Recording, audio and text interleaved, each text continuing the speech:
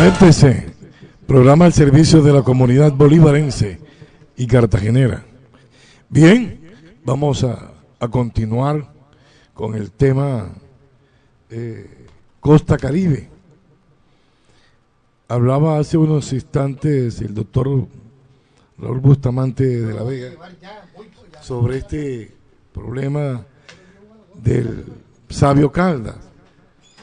Es contradictorio que un sabio como Caldas se haya referido en esos términos, porque es contradictorio no conocer las ventajas de los puertos en ese momento. Yo creo que deja evidenciado que no era tan sabio al señalar y establecer diferencias entre andinos y anfibios. Los anfibios, los que vivimos aquí en el agua, en los ríos, porque la costa tiene muchos ríos, los mares, para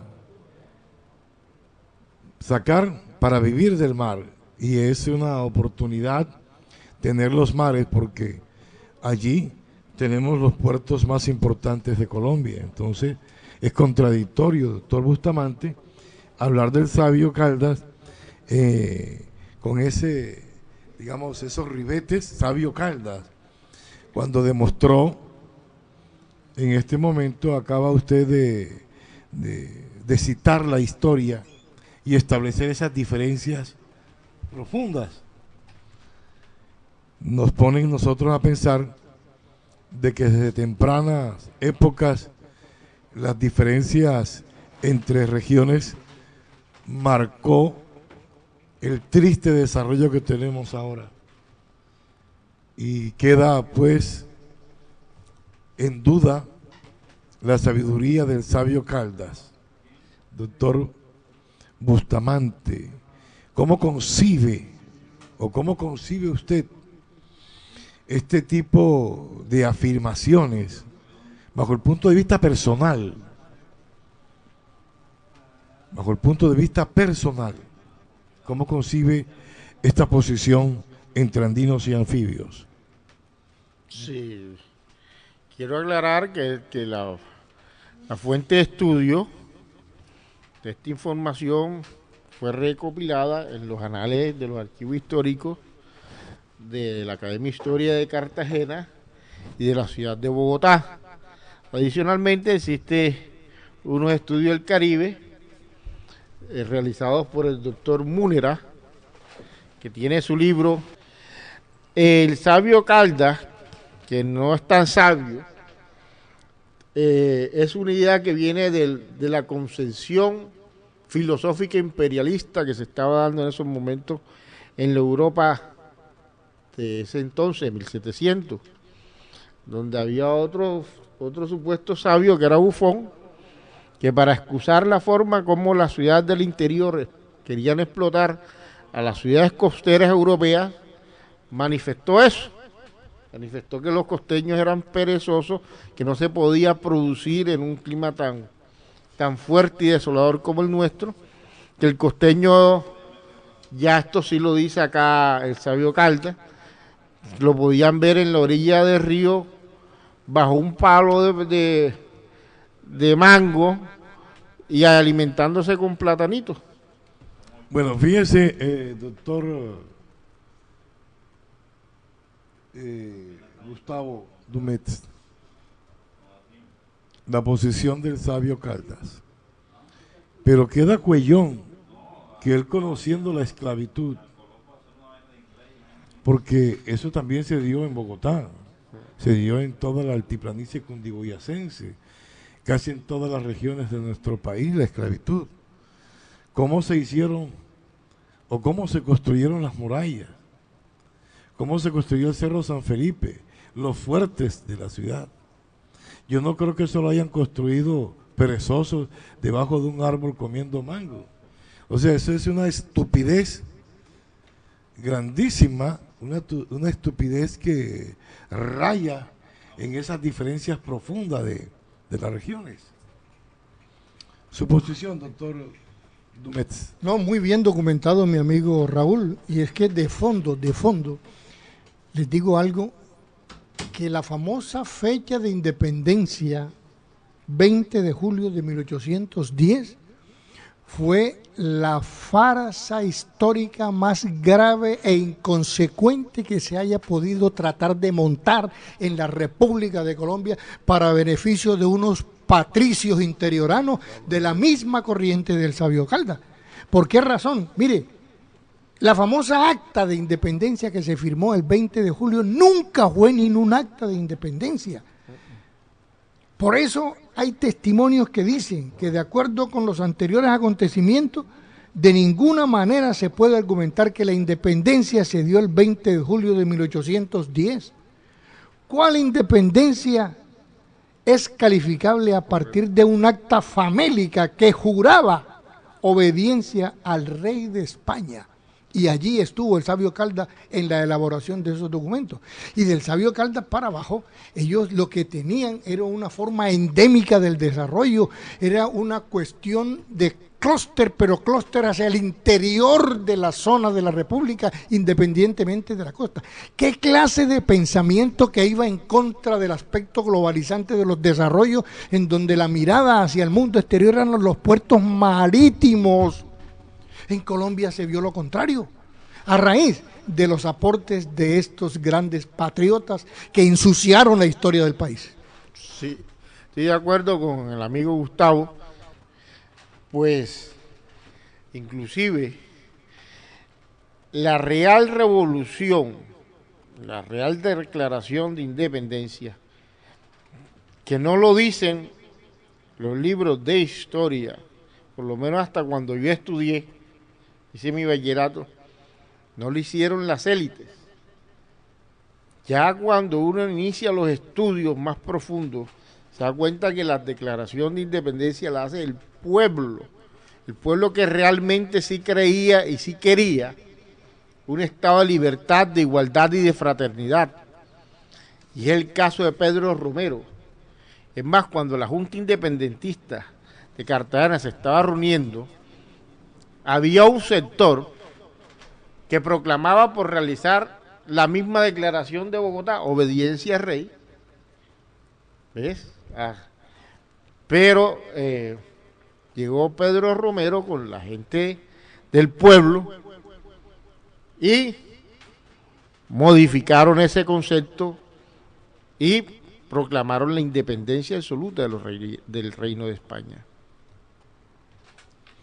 Bueno, ahí está planteada por los doctores Dumetz y el doctor Bustamante de la Vega, una investigación que nos trae acá, ha husmeado la historia de Colombia, de este país, y comenzamos a mirar esas profundas grietas y diferencias que se dieron en el pasado y que hoy nos marcan con esa impronta.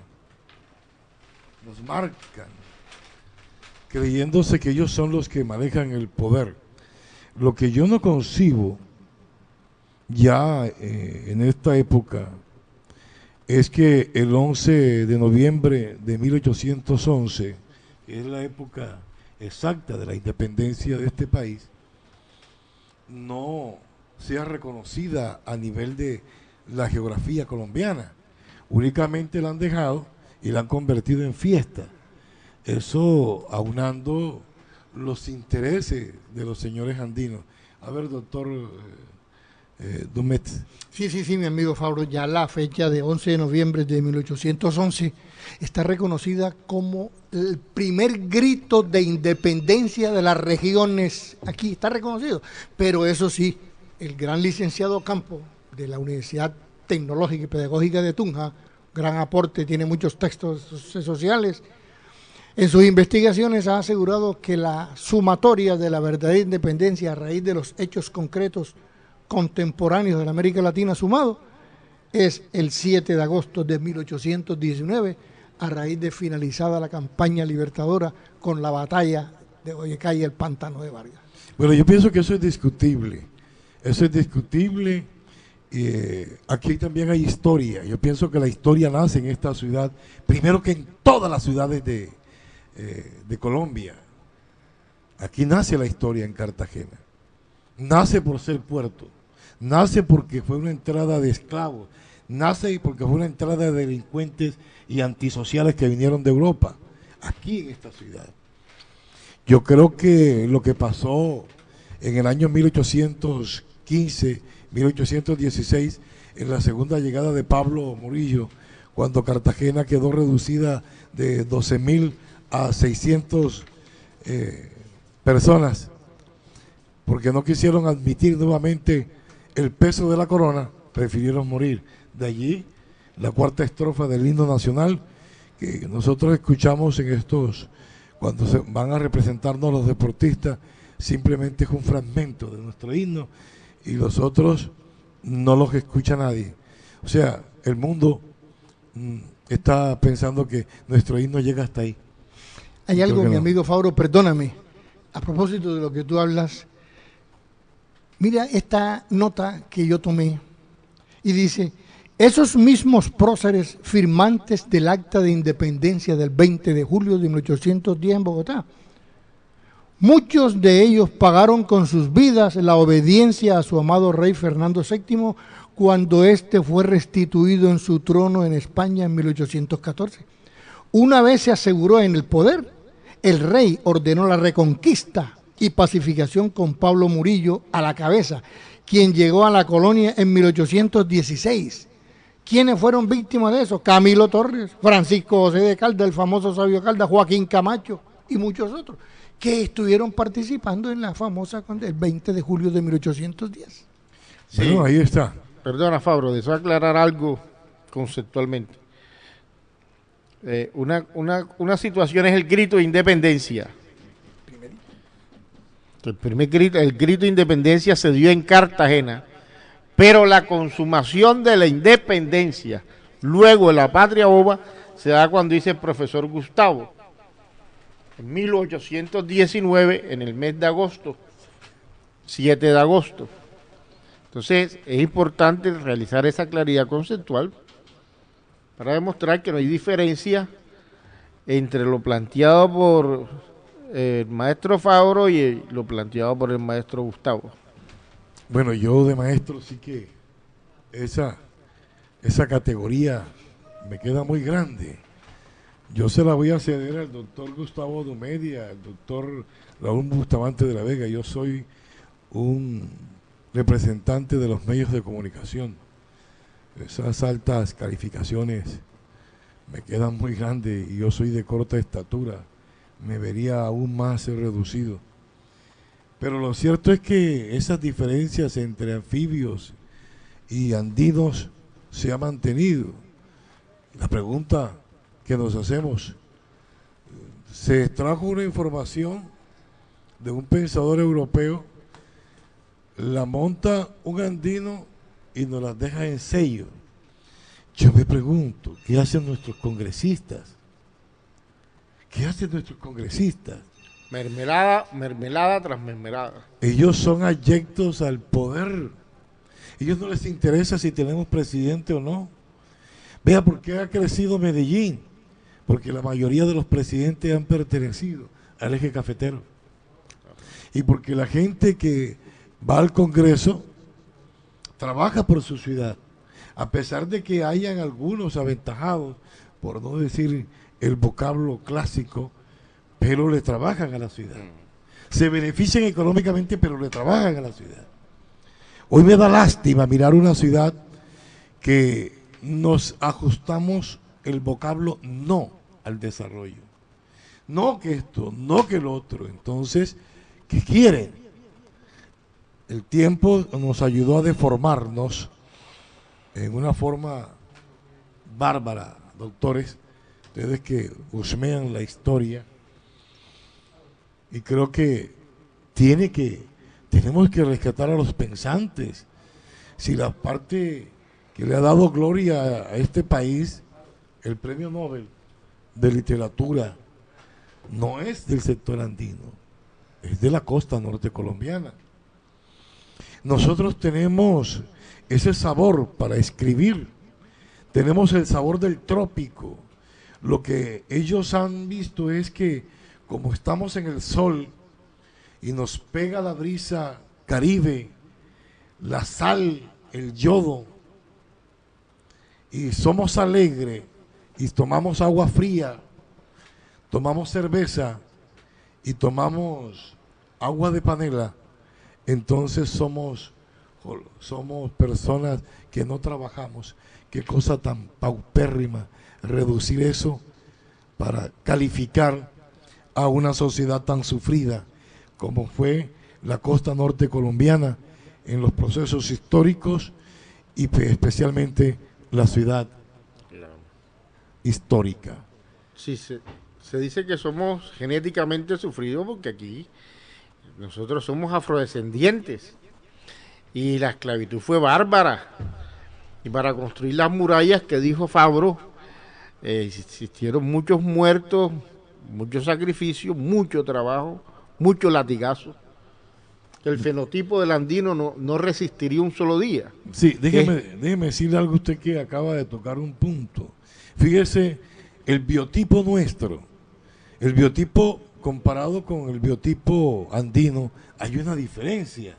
Esas estructuras esqueléticas que tienen los andinos reducidos por el frío, en su mayoría, y nosotros que estamos en la costa, tenemos un biotipo abierto, de figura atlética. Entonces ahí hay una diferencia. La pregunta, ¿cuántos andinos construyeron las murallas de Cartagena?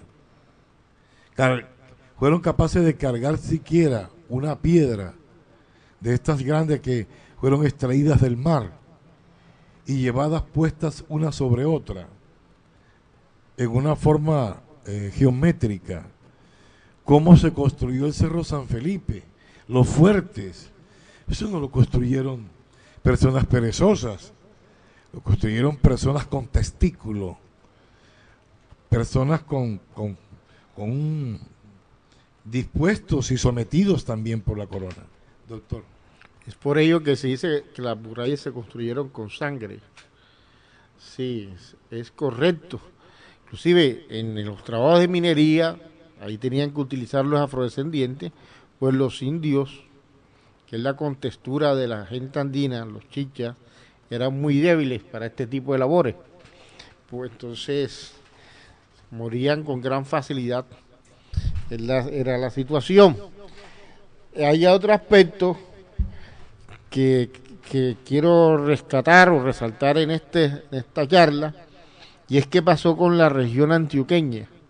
La región antioqueña, como es un conjunto de valles, su acceso en esa época era muy difícil. Entonces, las personas que fundaron Antioquia y el Valle Burrá, estas personas se acostumbraron prácticamente a ser una república independiente sin serla, y crearon su propio sistema económico y crearon muchas microempresas entre ellos mismos y una economía entre todo ese sector. Y eso es lo que ha hecho, es un sector productivo pujante desde sus inicios. Eso es lo que sucedió con los paisas. Fíjese usted, doctor Dumet, los antioqueños, y no lo criticamos, ellos son amantes a su aguardientico. Sí, su aguardiente, claro. Viven tomando aguardiente y bebiendo leche.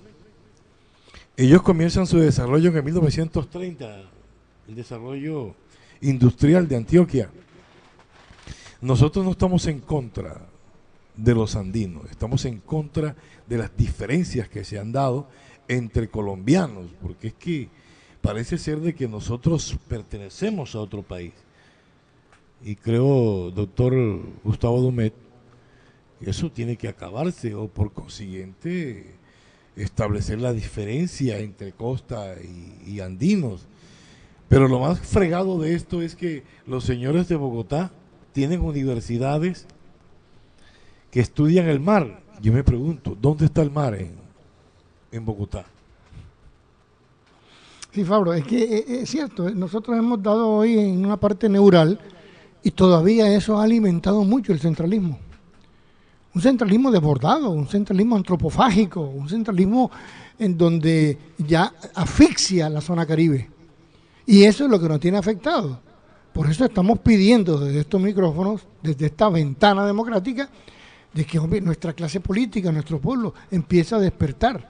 Nosotros somos muy grandes. La costa Caribe es una región grande, inmensa y próspera. Tiene sus efectos de contraste a raíz de nuestros propios gobernantes. Y esos contrastes se dan en los extremos, porque la costa va de Cabo Tiburón hasta Punta Castillete. Pero si cogemos el sector de La Guajira y el sector del Golfo de Colombia hacia abajo, vemos que baja el nivel de vida bastante. Pero el nivel de vida baja bastante, no es por el fenómeno del Niño, no es por ninguna zona árida, es por las malas administraciones, por las acciones politiqueras, porque el modelo administrativo público colombiano ha sido permeado salvajemente por la politiquería. Claro, y otra cuestión, que el mismo sistema político hace que que los costeños que se dedican a la política, valga la redundancia, se arrodillen ante el político del interior, por el presupuesto que ellos manejan centralmente. Y esa es una de las grandes características de los inicios de nuestra historia. El principal problema que se formó, el primero, entre la costa y los andinos, fue el comercio de la harina. El monopolio del comercio de la harina lo tenían los andinos y a nosotros no nos permitían traerla a otros países, entre ellos Estados Unidos. No nos permitían traerlo hacia adentro. ¿Por qué? Porque ellos eran los que lo vendían y lo producían. Cuando existía escasez de harina en el interior, se abstenían de mandarlo a la costa y la costa no podía traerlo de otros países. Era un delito. Y así ocurre inclusive en la actualidad en muchos sectores. Hay muchos sectores que son penalizados en la costa y en el interior no. El mismo caso de los combustibles. El valor del combustible en la costa es superior que el valor del combustible del interior. Y otros productos. La energía. La energía, el gas. Nosotros que somos los productores más grandes de carbón que tiene el país, que es fuente de energía, nosotros, eso nos cuesta. Nosotros al país le aportamos el tercer renglón de producción como es el turismo, que ahora vamos a tener un problema grave con una Cuba libre, que ya con una Cuba libre dedicada al turismo, eso nos va a ocasionar unos inconvenientes. Si nosotros no tomamos autonomía en el turismo y creamos una zona y unos sectores turísticos competitivos, esta región va a pasar mucho trabajo. De igual manera, hay otros aspectos en los cuales nos tienen relegados y prácticamente cercenados desde la parte económica. ¿Qué nos tiene que decir al respecto? Sí, es que precisamente, mi querido amigo, en cuestión de minería, la costa Caribe está aportando el 91.3%, de los cuales Cesar pone el 51%, Guajira el 40.1%, Córdoba 0.2% en el carbón. Eso implica y señala que es el 17% para el Producto Interno Bruto. ¿Pero cuánto nos mandan a nosotros? Ese es el problema. Este es su servidor, Alfredo Fabro Ramos, les dice que pasen un resto de día muy feliz. Escuchan Cadena Radial La Libertad. Esta es